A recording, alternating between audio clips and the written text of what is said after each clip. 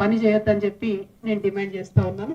ఇక వనపర్తి జిల్లాలో ఎక్కడ తిరిగినా నిన్నటి నుంచి తెలంగాణ వాదులు, ఉద్యమకారులు, బీఆర్ఎస్ పాత నాయకులు, కొత్త నాయకులు అందరూ కూడా బాధపడుకుంటూ ఫోన్ చేస్తున్నారు. నిరంజన్ రెడ్డి గారి వల్ల వనపర్తి జిల్లాలో మళ్ళా బీఆర్ఎస్ పార్టీ జన్మలో కోలుకోలేని దెబ్బ పడ్డది. ఆయన చేసిన అవినీతి, ఆయన చేసినటువంటి అన్యాయం, ఆయన బీసీల మీద పెట్టినన్ని కేసులు, ఆయన ఉద్యమకారుల మీద పెట్టినన్ని కేసులు, ఇవన్నీ ఒక్కొక్కరు చెప్పుకొని కళ్ళలో రక్తం వచ్చేటట్టు ఏడుస్తున్నారు.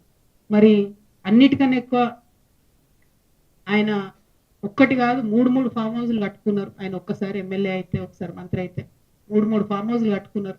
కట్టుకుంటే సరే కష్టార్జితం మీద కట్టుకున్నాడో, తన పిల్లలు పంపిస్తే కట్టుకున్నా అని ఆయన చెప్తున్నాడు. ఇబ్బంది లేదు, కానీ అందులో అసైన్ భూములు ఉన్నాయని చెప్తున్నారు. అందులో ఆర్డీఎస్ కోసం సేకరించినటువంటి భూములు ఉన్నాయని చెప్తున్నారు. మొత్తానికి మొత్తం కృష్ణా నది కంప్లీట్ గా ఒక కాలువ అంతా మీ ఫామ్ హౌస్ లకి వెళ్ళిపోతుందని చెప్తున్నారు. దాని మీద మరి ఎందుకు ఇప్పుడు కాంగ్రెస్ గవర్నమెంట్ ఎంక్వైరీ చేస్తలేదు?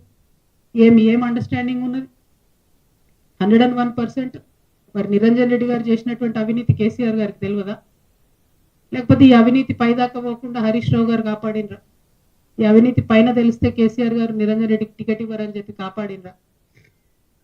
ఇప్పుడైతే మీడియా ద్వారా నేను కేసీఆర్ గారి దృష్టికి తీసుకెళ్తున్నాను. ఇక్కడ ఏ ఒక్క చిన్న పిల్లగాని కదిలిచ్చినా కూడా గొల్లు అని చెప్పి ఆయన